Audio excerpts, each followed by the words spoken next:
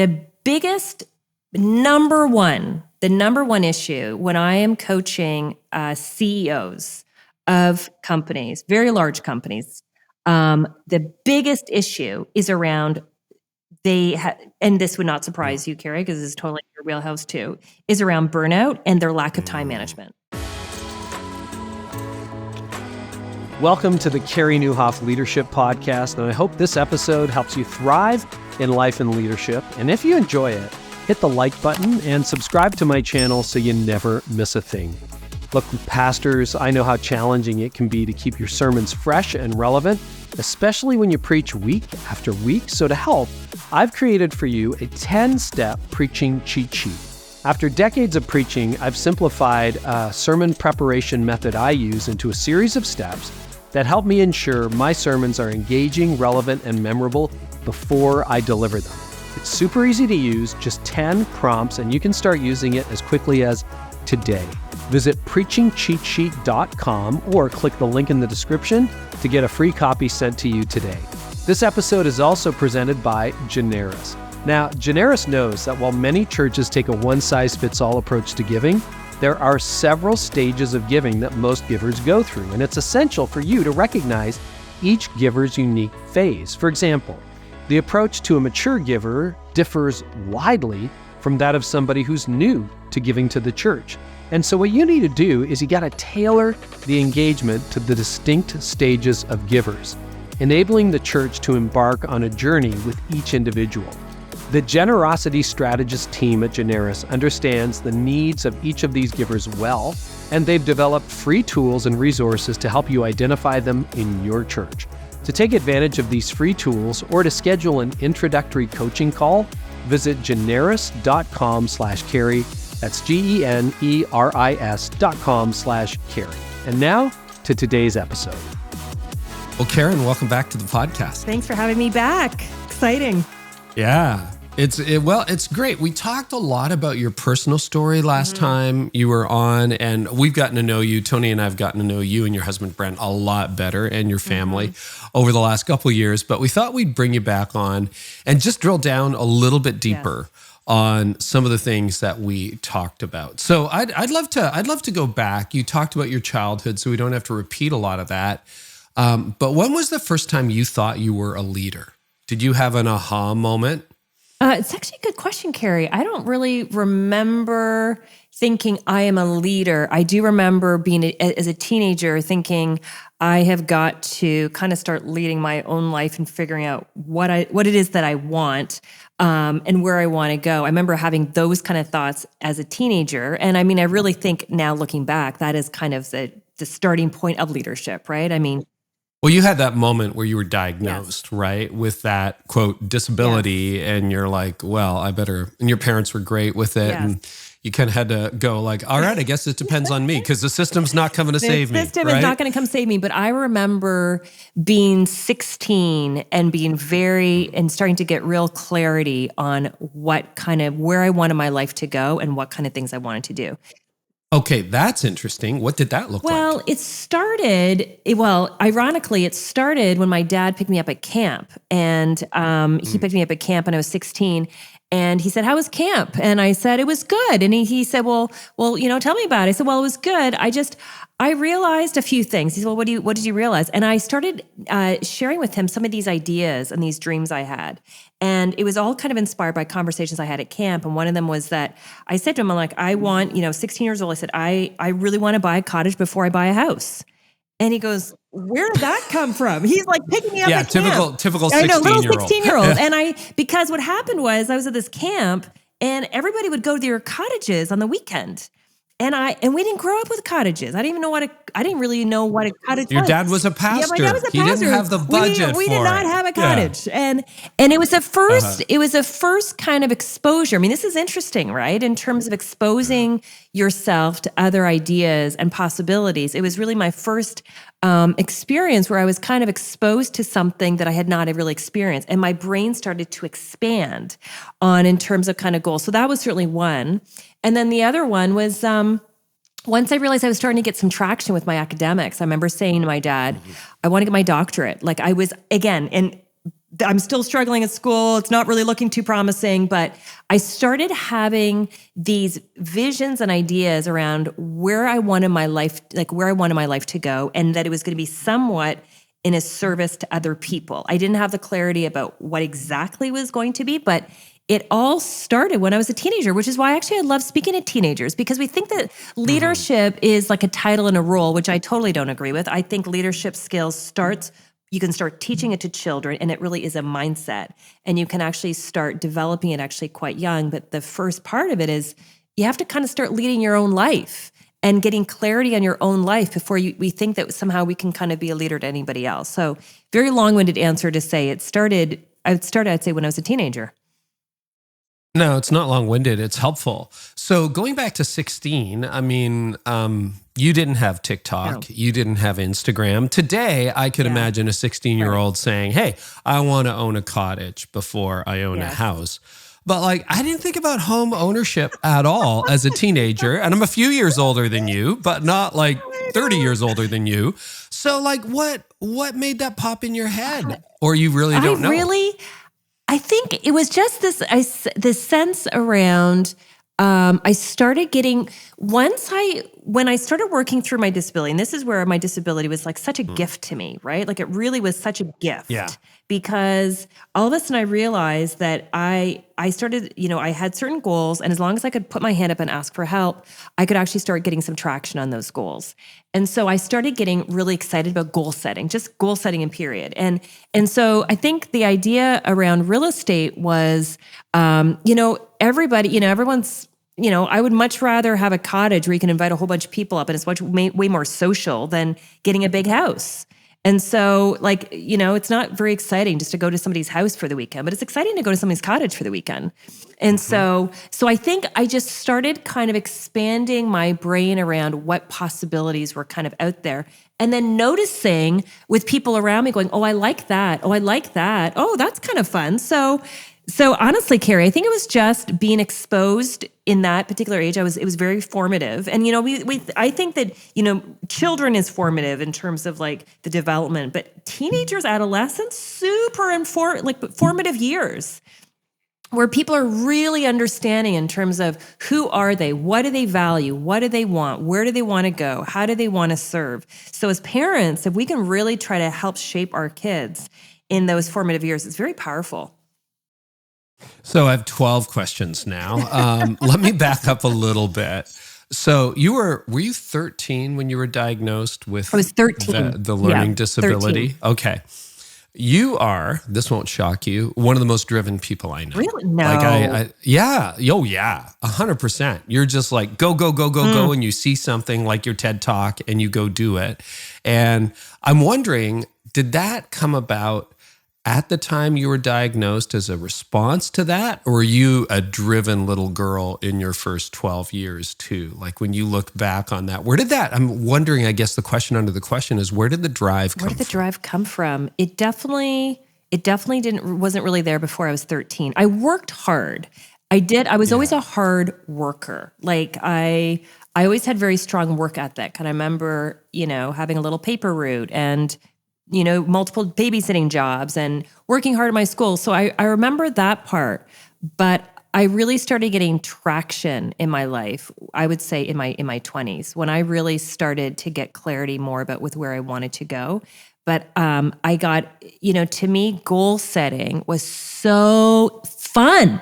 It's so fun because the way that I see it is like life is like we all have like this big blank canvas. And we can paint this picture of what vision we want for our life. And we can all design a different picture. We can all have a different picture but we have to get clarity about what that picture is. And then we got to step on the gas. And so I think once I started experiencing of how great that felt, in high school, it's like, okay, first goal was to be in the honors student. Okay, that's the first vision. Okay, let's step on the gas. Let's put my hand up. Let's kind of start getting some help. And I started kind of reaping the fruit of that labor. I just felt so great. It's like, okay, where else can I kind of expand the same formula? And so I just started expanding it into whether it was with real estate or with travel or with finances, and you can apply it to spiritually. You can kind of apply that so many different areas, and you realize, wow, like life, God could have created us robots, and he didn't. He gave us volition. And to me, this is the most beautiful thing about life, is that we all get to decide with what we want that vision to look like. The problem is most people don't have a clear vision. I mean, you see this. I mean, a lot of people don't have a vision. They don't have a vision for their life. They don't have a vision for their marriage. They don't have a vision for even businesses. A lot of the business owners that we work with, it's like they're so reactive. And the problem is that if we don't have clear vision, we don't know how to manage our time properly. So, those two are like besties. They go hand in hand. So we've got to have clear vision, and then we need to be able to prioritize our time and energy to make sure that we're achieving it. So vision and drive, I want to drill down on that for a minute. Is that somewhat personality driven? Because, I'm watching you and I'm thinking of other friends who are so goal driven. Craig Rochelle, very goal driven. John Acuff, my buddy in Nashville, very goal driven. Lots of guests on this podcast, very goal driven. I would say I have a vision for the company, et cetera, but I feel like I've stumbled into success. I'm very driven. I'm working on that. I'm working on getting healthy with my drive, but I feel like I've kind of stumbled into most of the opportunities. Like this podcast has become one of the main things I do. It was sort of an experiment on the side. It's like, oh, this would be fun to do. Let's see if I can do it. And, I had no idea that it would become what it's become. The same with my writing, like my full-time job right now, what I do, speaking to leaders, doing this podcast. That was all, I just kind of stumbled into it. It was like, oh, I'll do this first thing in the morning before my day job, see if it's any fun. And then I really enjoyed doing it. But like, I don't know. I'm speaking, I guess, on behalf of all of the people who are listening who maybe would say, I get it. Like there's a real estate friend I have who is so motivated and like he visualizes, I'm going to be the number one in the country. I'm going to be and I'm like, and you know what? He did it. And I'm like, I don't visualize stuff like that. So help me out here, doctor. Like, what do you think? Like, is this just the profile of successful CEOs, or what about people who kind of feel like they stumble their way into success if you call it that? Yeah, well, I think a lot of people can connect to that. I think. I think there's a lot of different ways to do it. I mean, I don't think there's necessarily a right and a wrong way, right? Sure. And I think vision and being goal-oriented is very similar. I do see that quite similar, right? I do think that's very similar. It's kind of like the way that I describe it, at least in my brain, is, and it started, I guess, when I was a teenager, is I could close my eyes and I could see it. I could see where I wanted to go. Wow. And then it was just a matter of, okay, if that's the picture that I want, what are the goals and the action steps that I need to do to make that happen? And so it was, I think it starts with like a one picture in my brain, and then I kind of like would break it down in terms of the goals. So for me, most of my vision planning is during my prayer life. So God and I have a great time. We're like, okay, what about this? What about this? What about this idea? He's like, you know what? Maybe let's kind of like, what about this? And so we'll have like a back and forth kind of conversation that will kind of like, until I'm like, yeah, that's, I think, with where I want to go. It's very exciting, actually. It's very energizing. But most of my vision happens in prayer time, meditation, and when I'm incredibly quiet and still.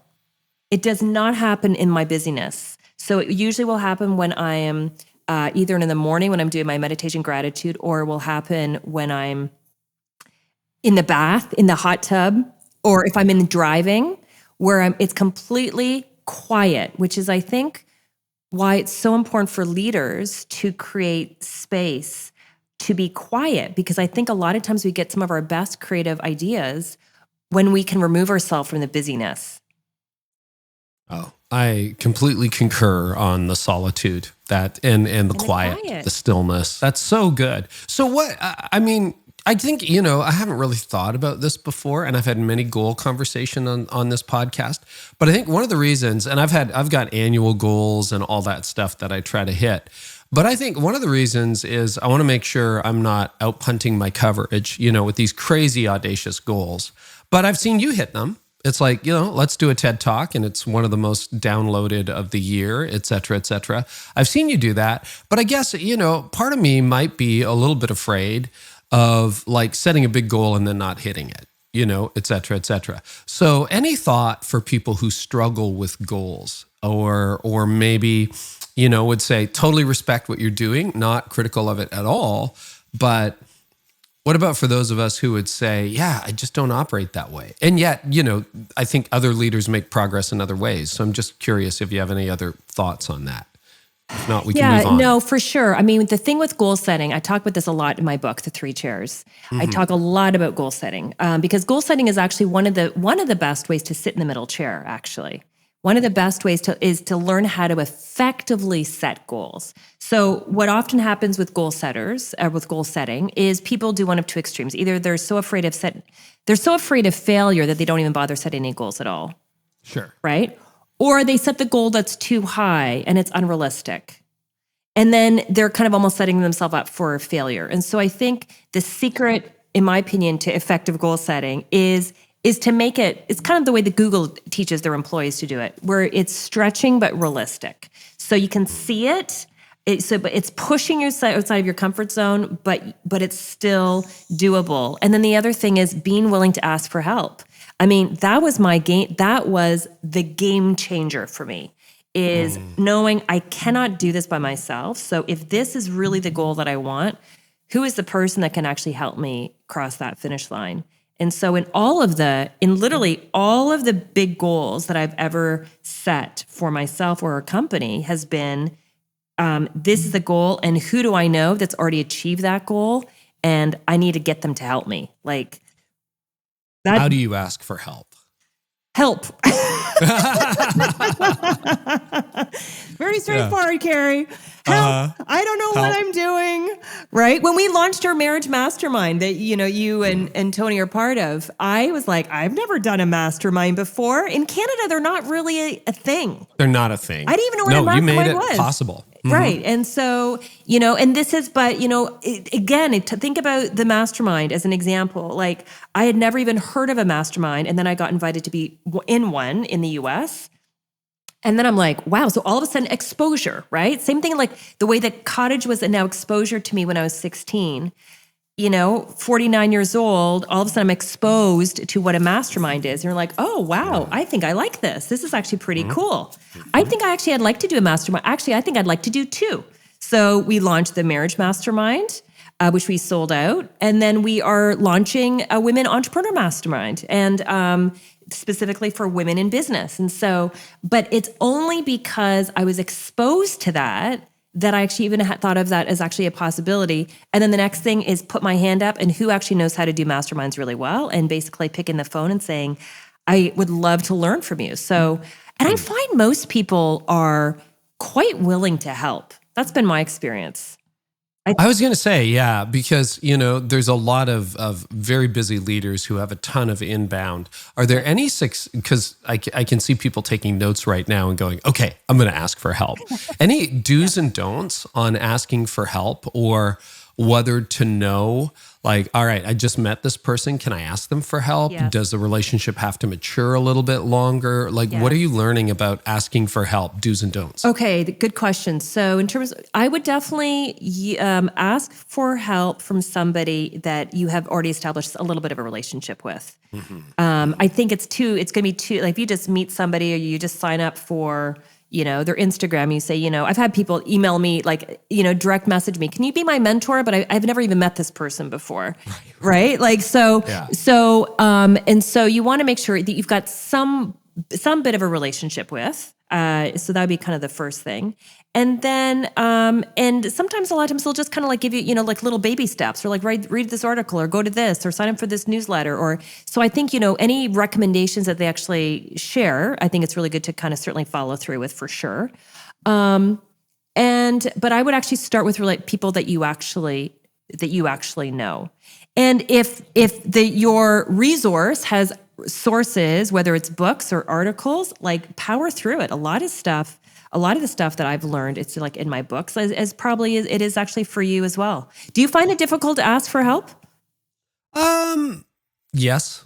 Yeah. I mean, the hesitancy, a little bit. I'm a little bit of a loner, and I'm learning to be networked. I've got rich relationships, great friendships. But yeah, people are generally willing to help. So I want to push that a little bit further because I think this is I have a lot of young listeners tuning in.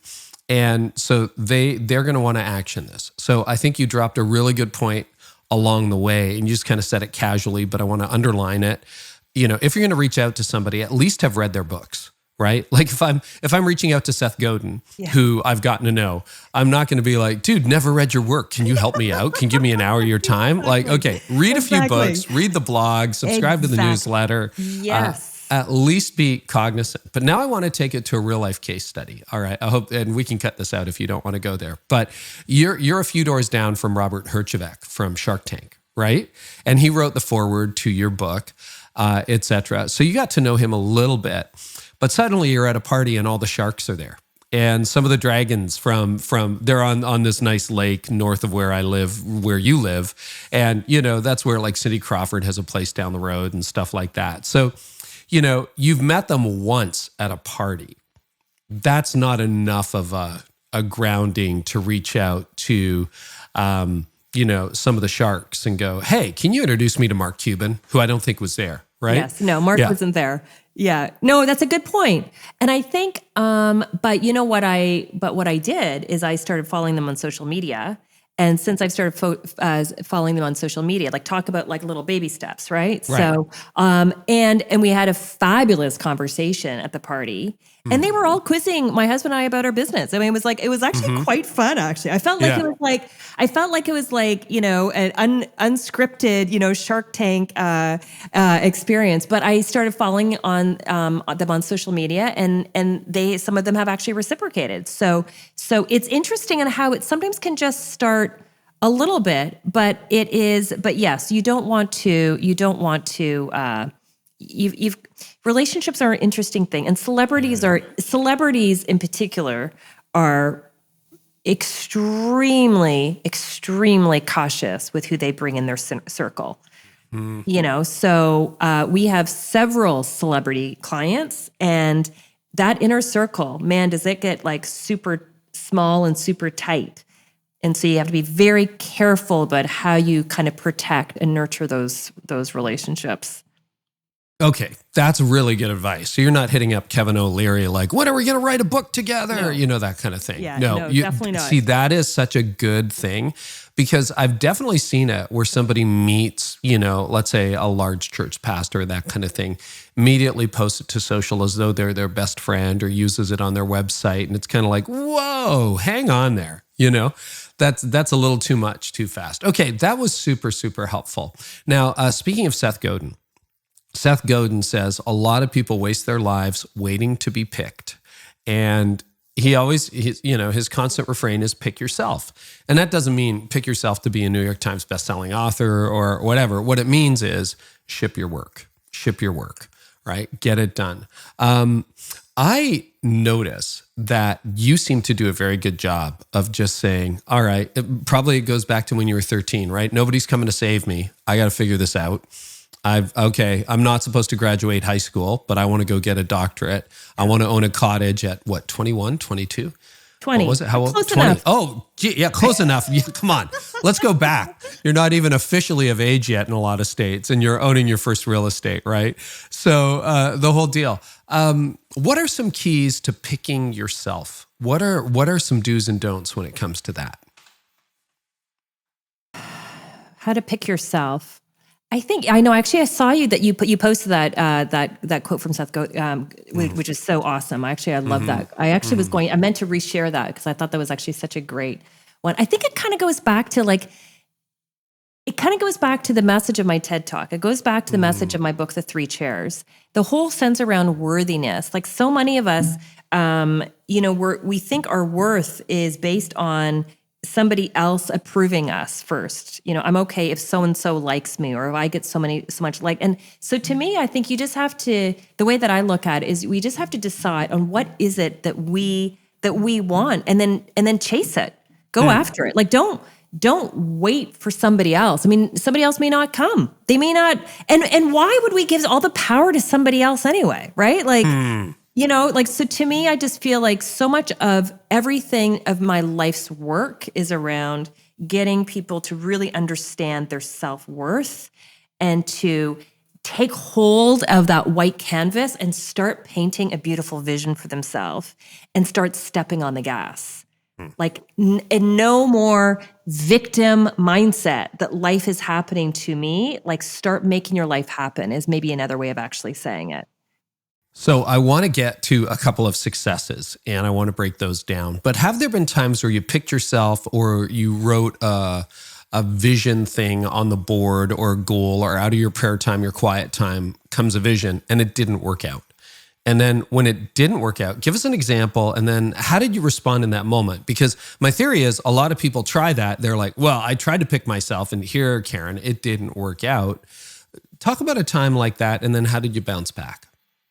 So, well, the irony with this, okay, so there's lots of stories. I mean, goodness, this is the funny part about this whole topic, Carey, is that so many people who are quote unquote successful, everybody sees them at a certain, right? Yeah. So people see me, you know, on TV or on, you know, Live with Mark and Kelly or the TED Talk, whatever. They don't see this backstory. They don't see all the rejection and all the failure. So when I started my first business almost 30 years ago, at a counseling practice, working with teenagers, and I remember I just wanted to kind of like one of my teen clients, actually, she said to me, she goes, you should start getting into television. You understand young people, you understand how they work. And because you're so young, you should start doing television. So I thought, well, why not? Why not? I'm going to like produce a show. Why not? I have like no television experience and I have no television training, but why not? The worst thing that could happen is that it doesn't happen. And I think part of it for me, when I first started my business in my early 20s, was I would rather have failed. I would rather fail.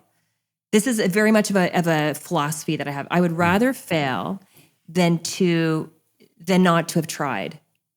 Like, I don't want to be 90 looking at my life going, I just played it safe my whole life. So I think I just kind of came to the realization, I'm just going to go after stuff. Like, and if it doesn't work, it doesn't work. And so I had my practice, I started doing speaking tours, and then I got this TV show. I started pitching to government for funding. I partnered with all the different record labels to get this music talk show actually up and going. But before I got there, I was sending out emails after emails after emails. I must have sent over 500 emails and letters trying to get funding, and over and over again, the rejection letters just kind of got mailed to my house. I had no office. I was using a home telephone. I mean, it was like so, you know, but it was a real game of grit. And I did it for 2.5 years before we finally got enough funding. And then we actually were able to kind of get the show off the ground. So that would be kind of, I remember thinking, what am I doing? Like, this is like so much work and nothing is happening, but I just kind of stayed focused on this vision that I had and just kind of put my head down and kind of kept going towards it. So I feel like that's a really important piece, is the grit. So that would be the first part. The second, I would say that one of the bigger failures, and this is kind of funny, is around 7 years ago, maybe it was 8 years ago, I had this idea that, so we've produced one show. Now I do television. Our focus is actually in leadership development. But I said to my husband, I'm like, why don't we create a show called Success Stories? And let's interview all these amazing celebrities on their journey in terms of to becoming successful, whether it's in business or sports or professional sports or whatever it is. And so we basically created this show. And the irony with the show, Carey, the Success Stories, was was actually a big failure because we never could sell it. We never sold it. It's actually one of the only things we've actually lost money in terms of business ventures. We've been profitable in everything except for this. And I'm like, what are the chances? What's the irony that we've actually lost money with success stories? However, one of the things we learned in that, we learned a very big lesson, actually. We learned that before you create something, and this is really from a business entrepreneurship, everybody who's an entrepreneur, you'll appreciate this, is don't get ahead of yourself in terms of whatever it is that you're creating as an entrepreneur. So I thought this TV show would be great. We could kind of sell it to market. We could maybe even license it to schools so they could actually use it internally. And our error was that this was an idea in my head that I thought would be a great idea, but it wasn't a proven concept, and it wasn't meeting a need in the marketplace. And so we lost a lot of money. And so that was like, and I remember when we realized of how much money we lost, I remember just like crawling into bed and just wanting to I just thought, I just need to like stay in bed for a couple of days. Like this one was just, it was kind of like I was grieving this loss. And then but I knew myself well enough. And for anybody who has had just bad feedback or like a big loss, I think there's something really how this is the psychology in me. And I think it's helpful just to kind of allow yourself to grieve that loss, just allow you feel it, and then make a massive list of all the takeaways. What's the takeaway from that loss? And then learn how to pull yourself back up and get back out there because, it's the whole thing as John Maxwell says, like failing forward. Like it was a massive fail, but I wanted to learn, how do I fail forward?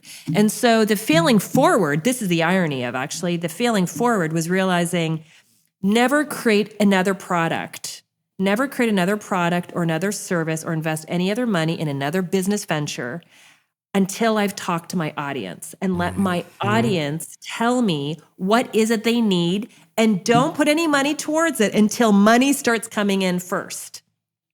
And so we actually took the same concept from Success Stories, repackaged it, redid it, and actually turned it into Success Intelligence, which is now our global leadership development coaching program that's used in 7 countries, including Coca-Cola.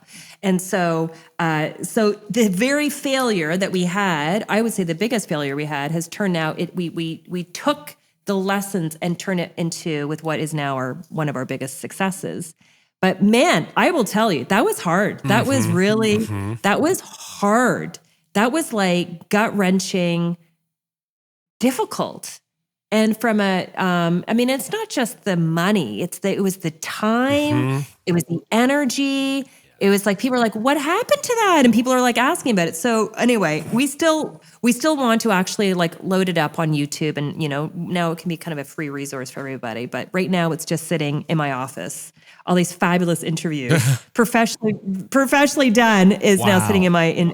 Yeah, so I think that to me was a really big takeaway, and that has served us very well as we're actually navigating and developing all kinds of other ventures. All right, I have 2 questions out of that. Thank you so much for sharing. And by the way, this podcast, which has turned out to be, decently successful, I had a video version of it because I thought video was the future. This was like over 10 years ago, where I would release video episodes. I called it Leadership Trends with Carey Nieuwhof, and it was like the lowest watch stuff, the lowest access stuff that we ever produced in that season. So I thought, this is going nowhere. And then I put it on hold and I relaunched it as an audio podcast a year later, and it took off from there. But yeah, 500 rejections? That's a lot. I don't care if the math is off just a little bit. Why didn't you quit? Like, why didn't you just like say, you know what, I'm just going to get a job. I'm going to go work at a store or work for a company. Yeah. I'm done. My entrepreneur days are over. Well, it's a really good question. I really believed in the mission, and I think in the vision. And I think, to Simon Sinek's work, with who I'm a big fan, we really have to be really clear. Again, it goes back to vision and your purpose. And so to me, my vision, I had a vision with the type of work I want to do, but the purpose is to help people become great leaders. That is authentically to help them to become great leaders both at work and at home. And that was so clear to me that I felt like, even though I got like punched, it felt like a punch. In fact, I remember when these rejection letters would come, and this is like back in the day where like everything is in mail, right? Like it's in, I'm getting all these, and I just had them all stacked up. And I remember I would get them, and it would be like, you always knew it was a rejection letter, right? Because it's like a thin piece of paper, right? Like it's not like a thick, it's thin. And I remember I would just cry. I honestly remember I would just like open these letters up and I would just cry. And it was just like so difficult. And yet I stayed focused on my mission and my purpose, and then getting some really good people around me. So I lived at home to the day I got married. And so I would often chat with my parents when I got these rejection letters. And they were great. They were just like, just stay focused, Karyn, just stay focused. And the other thing, and this is really for entrepreneurs in particular, it is, I do a lot of coaching, which is one of the reasons why we're launching this Women Entrepreneur Mastermind. But I do a lot of coaching with entrepreneurs, especially as they're kind of like starting up their idea. And it's very important that you realize, and how can you manage the financial piece of new ideas. And the reason why this is so important is because I had figured out the model financially as I'm starting up my businesses, so that even if I did have no money coming in and I get lots and lots of rejection, I was still being able to put food on the table, so to speak. It's a lot harder to be getting all these rejection letters if not only you're getting rejection letters, but you're also not able to put food on the table, and you're just watching your expenses go up. And so I intentionally set up the finances of my early businesses so that I never had to take out loans ever. That's great. So just to kind of take that pressure off. I talk to entrepreneurs about this all the time. You just have to know what kind of entrepreneur you are. Some people want to take out capital, just kind of like hit the ground, and other people are more of a low risk entrepreneur. I'm more of a low risk entrepreneur. I don't want to take huge chances. I want to be careful about those chances that I take, so that if an idea doesn't take, it's going to be okay, And so I think you have to really kind of know what type of entrepreneur you actually are. So you also talked about market testing ideas, right? Like you don't want to launch a product again unless you realize that there's some market for it. So yes. I'm thinking about the masterminds, the marriage, and then the woman entrepreneur. Yes. Pick another case study if you want, but how would you market test those before you actually launch them? Like, how do you know that you're scratching an actual itch? Well, this is where I got myself a mastermind coach to teach me how to do this, because I didn't know. I wouldn't have known. I didn't even know what a mastermind was 2 years ago, Carey. And all of a sudden I'm like now involved in like 4. So I got myself a mastermind coach that basically said, you just have to test your own community, your own network. So we've got a decent size email list. And so I basically just threw it open to our email list saying, I'm thinking of this. Who's interested? And then I started doing interviews. And it was really interesting. Well, the marriage mastermind was really interesting because I did not think that was going to be a viable idea, which is interesting, right? But because I didn't even come up with the idea. It was the business mastermind that I have been invited to be part of in the US. It was people in that one that said, you need to start one specifically for business leaders because you understand business, you're in leadership development, you understand the complexity of business, you understand the travel, you understand all how difficult it is for couples to have a really great relationship as a high performer. So I actually had the idea kind of given to me, and then I thought, well, I'll just kind of like do some market research with our own email list. And I was shocked. And not only was I shocked on how much of interest there was, I was shocked at how much money people would pay. I was shocked at what kind of experience they wanted, that it was going to be very, very intimate and very different. And so it's just, that whole mastermind has just been an incredible teacher to me around market research and let your audience tell you what they want. So was that a case of you kind of tested and sold it before you built it? In other words, you put it out there in rough sketches, and then afterwards it's like, all right, now we're going to build it out. Yes, 100%. I mean, I talked to couples. I did market research, finding out exactly what do people actually want? What do they want it to look like? How much would they be willing to pay? What content do they want? How do they want it to be designed? How big would they want it? And to really have a transformative experience with your spouse. And just kind of got all that data and then really expected people would want to be at like a 5-star hotel or something. And then the word is like, no, we want to be at your leadership retreat center. And so I remember getting off the phone with one of the first couples that said, yes, we were in. And I said to my husband, as you know, Brent, and I'm like, Brent, I said, we got people that want to sign up. He's like, what? I said, yeah, but here's the deal. They don't want to stay at a hotel. They want to stay on property. And he's like, he goes, well, what are we going to do? I'm like, let's build a glamping village. And so, and we did in 3 months. And so we had 35 people here, a lot of staff to kind of help facilitate it. But it was like, what a ride. I mean, but that was an example where that one really, I felt like that really fell into my lap. I didn't really chase that. I did not chase that one. That one really felt like it came right to me. But that was a great example on let your audience tell you with what it is that they want. That's great. Okay, so back to picking yourself, because I do want to ask this question. So my wife, you invited her to go to New York City with a couple of friends, and you guys had a great weekend. And then it felt like last minute. So tell the story. You ended up on Kelly, I don't watch TV, Live with Kelly and Mark. There you go. Big show, used to be Regis, I guess, back in the day, that kind of thing, but really big show on ABC. Right. And it was a pitch. Can you explain how that happened? Like what happened? Yeah. How do people show up on TV shows, I guess is the big question. Yeah, how do people show up? So I've known the producers there for almost 20 years. Talk about a long relationship. You're really big into long-term relationships. I'm very big into everything is about like long-term relationships. And so I've actually known the head producer and wife that for helps. Does many, that go back years. to like your time on Good Morning America, et cetera? No, that actually goes back to another show that I used to be part of in Canada called The Mom Show. I was part of The Mom Show for 5 years, and the host there was from New York, and so I've maintained contact and friendship with her all these years. But it's a very with television, you always have to make sure that it's actually the right fit, and so but that ironically is. I had reached out to the producer just saying, FYI, I'm going to be kind of in town. And actually, you know what? Did they actually approach me? I'm trying to remember now.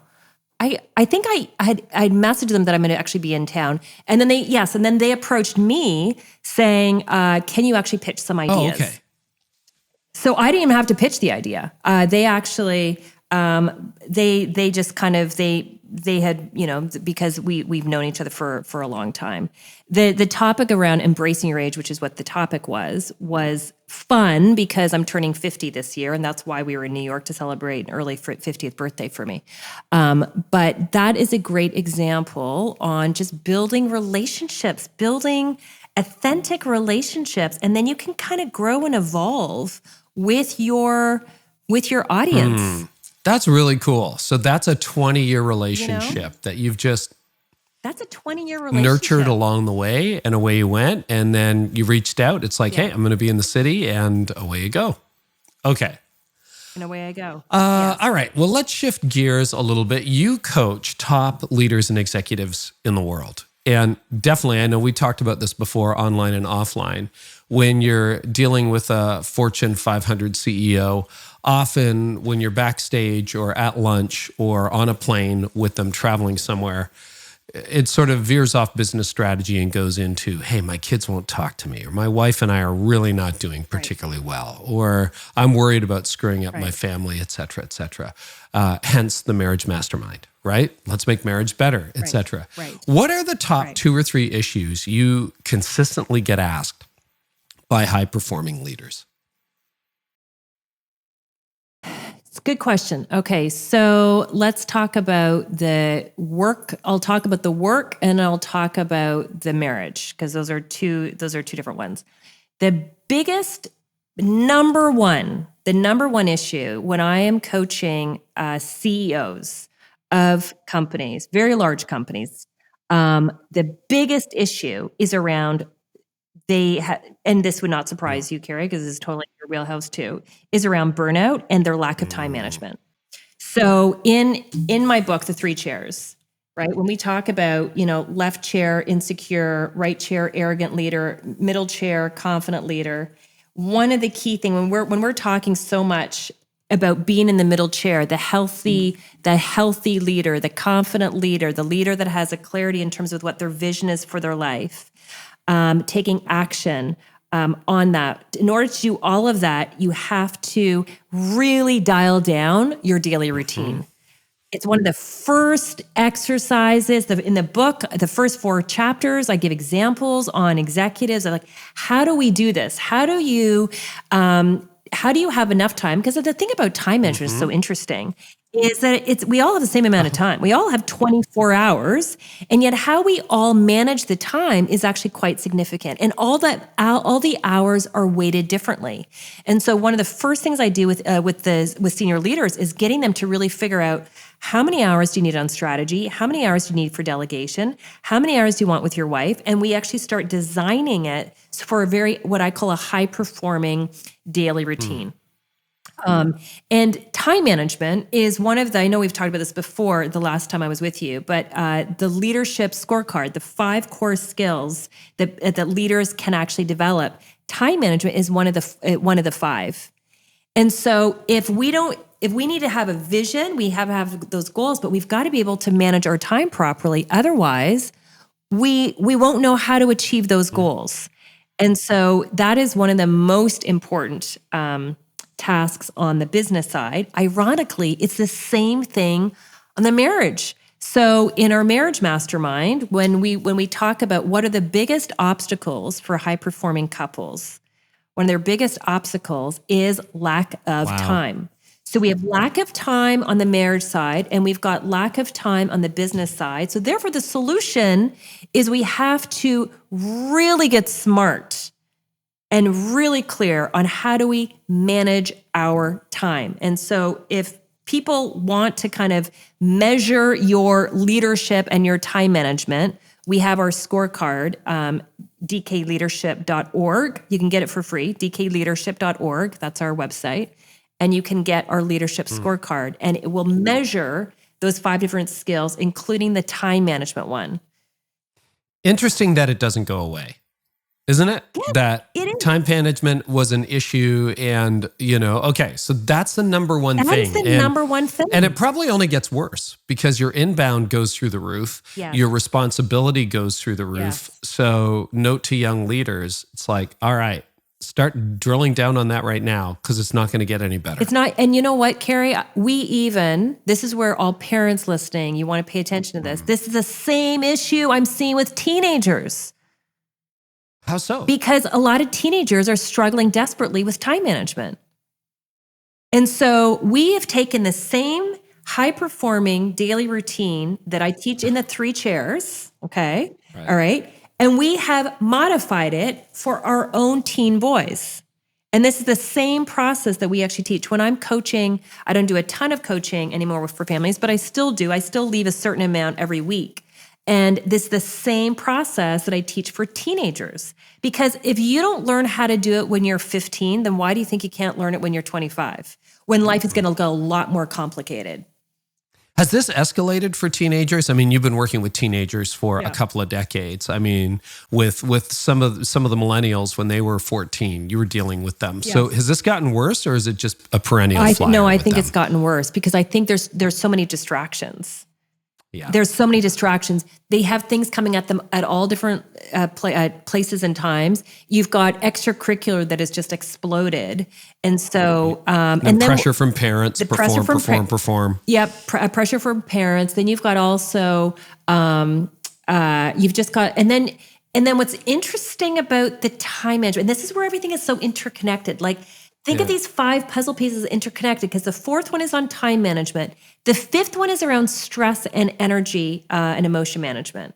So here's the interesting thing about it, Carey, is that if people don't learn how to manage their time, that will have a negative impact on their marriage. That will have a negative impact on their performance at work. And that's also going to have a negative impact on their stress and emotion management. Yes. So time management and emotion and stress management are like best friends. If you don't learn how to manage the one, it will negatively impact the other one. And so what I love doing is, so when we coach companies, when we do team coaching, one of the first things we do with a senior leadership team is we get the team to take our leadership scorecard. It's actually very interesting. Okay. So take the leadership scorecard. It's free. Anybody can do it off of our website. Take the leadership scorecard. And it's very interesting, depending on what age and what stage a person is, which of the different skills people struggle with the most. So a lot of teenagers struggle with like more attitude and goal setting, okay? And maybe relationships. Middle managers a lot of times struggle with communication, but a lot of the senior leaders and entrepreneurs and CEOs are struggling with the time management and then also stress. And so they're all interconnected, but regardless with whatever position we all have, these are 5 skills all of us really need to kind of lean into and start developing. But it is interesting that it's the same skill that we can kind of see in all these ages and stages that will either negatively impact us or positively impact in terms of our overall life. Okay, so just to be clear, the top issues, those seem to be interrelated, like time management, energy management, and I totally agree. I mean, I wrote a book on it, right? Like time, energy, and priorities, getting them working in your favor. Any others that pop up on a regular basis with top performing leaders? So definitely the time management for sure. And when that's not managed properly, then that's going to impact the stress. Okay, stress and anxiety. Okay. So highly stressed, high anxiety. Yes. Okay, so those two are highly interconnected. Those would be the 2 things. And then those kind of like almost cloud everything else, because then all of a sudden, if they're not managing that, now you've kind of got burnout.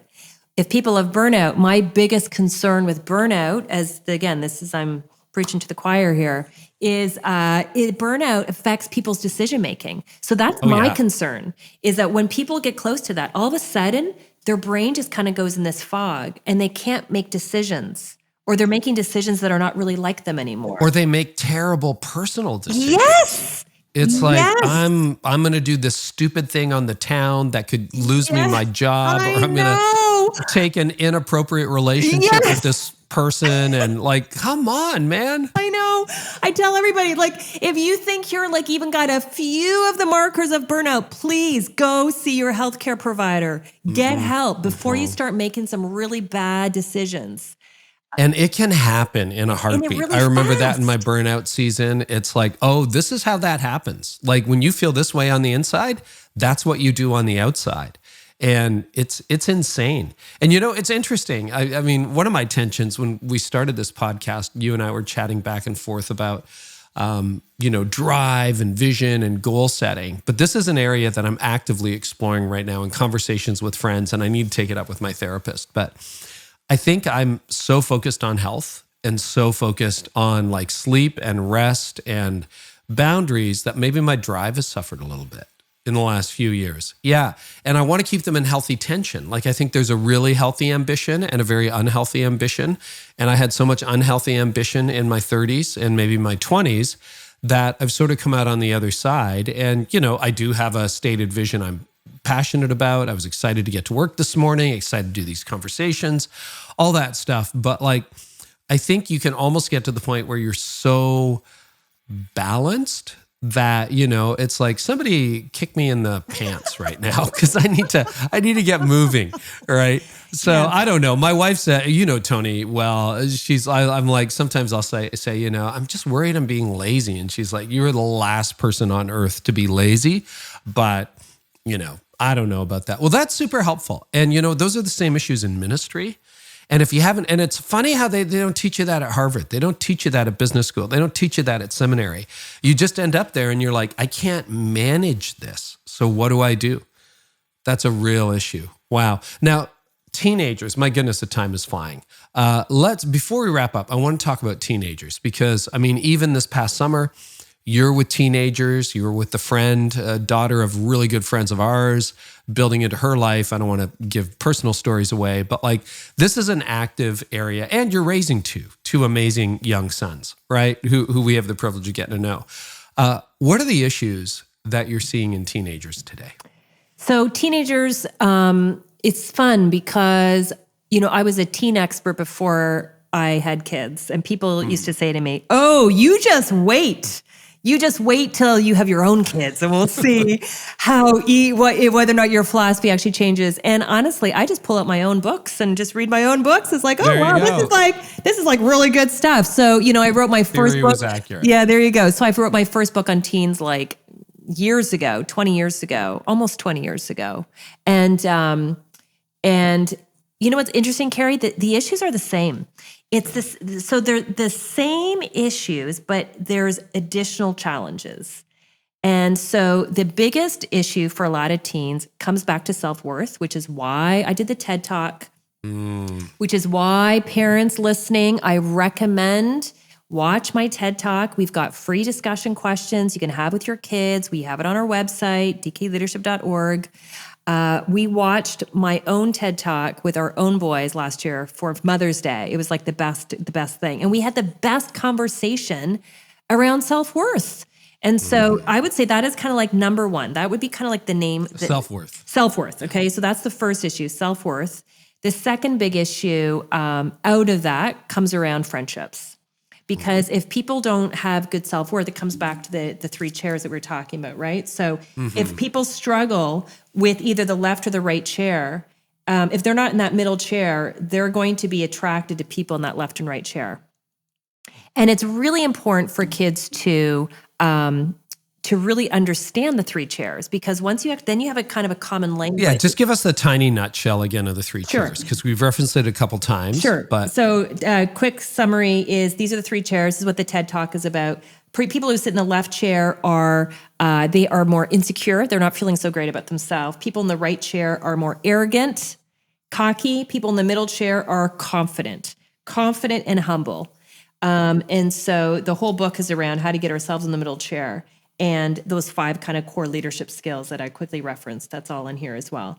But it's really helpful for kids. Like when I was teaching at the camp at Muskoka Woods this past summer, I taught the three chairs to all of those grade 11 students. And the amount of students that came up and said, Karyn, I understand what chair I'm sitting in. I understand where my friends are sitting. I now understand why I've had conflict with certain friend. And so number one is helping our kids sit in that middle chair. That is one of the greatest gifts we can possibly give to our children, is show them how we can help them get in that confidence and humility. Yeah. Confidence and humility.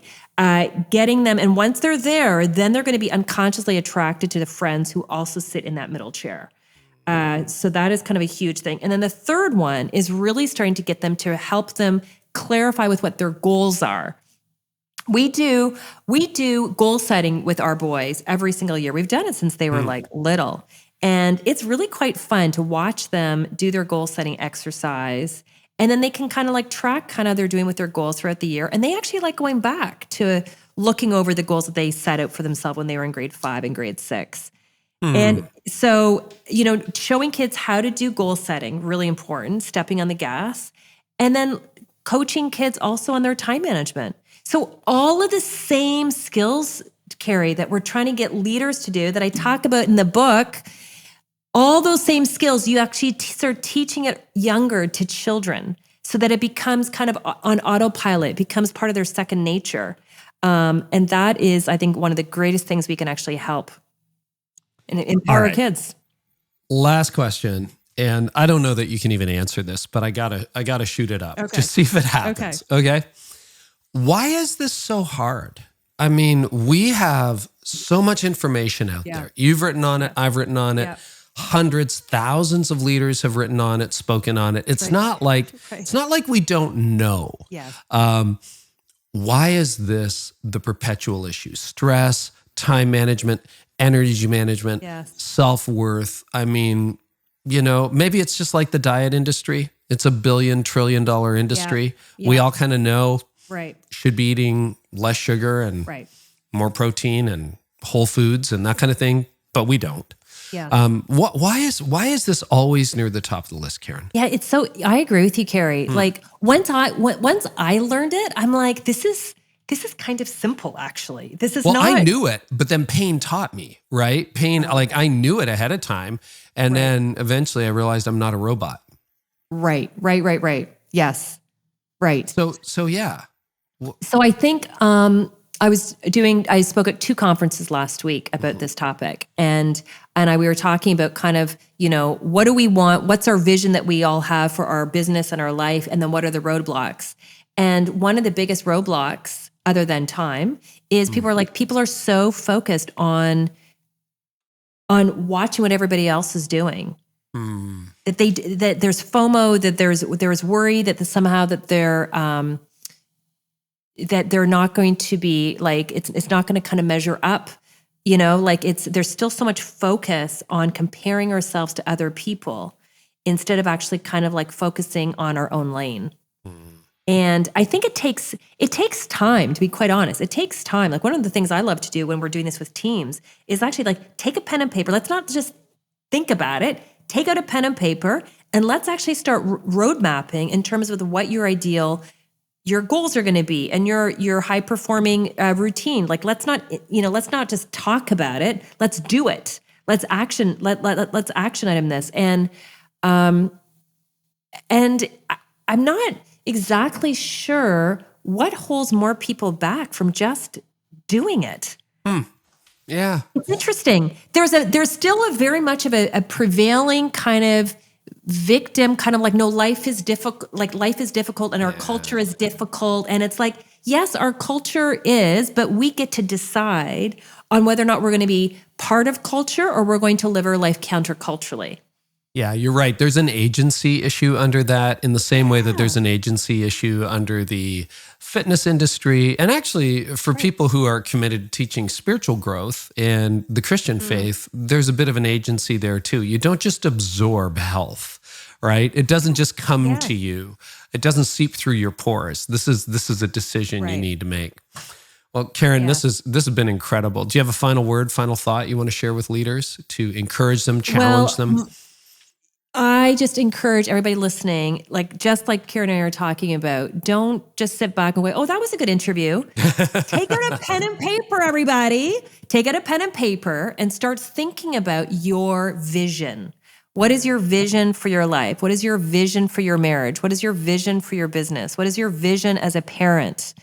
And if you need some help in the 3 chairs, I've got a way to kind of do it through the 6 Ps. It's a certain goal setting exercise. But don't just be inspired by this. Hopefully you're feeling inspired, but take action, because we only create change when we take action. So that would be my encouragement. Oh, that's awesome. So if people want to learn more about you and where they can connect with you online, where would they find you? Best is go to our website, dkleadership.org. In Canada, org is not a nonprofit, ORG. DK stands for Dr. Karyn, leadership.org. You can also find me on LinkedIn at Dr. Karyn Gordon and also on Instagram as well. Okay, awesome. Karyn, till next time. Thank you so much. Thanks so much, Carey.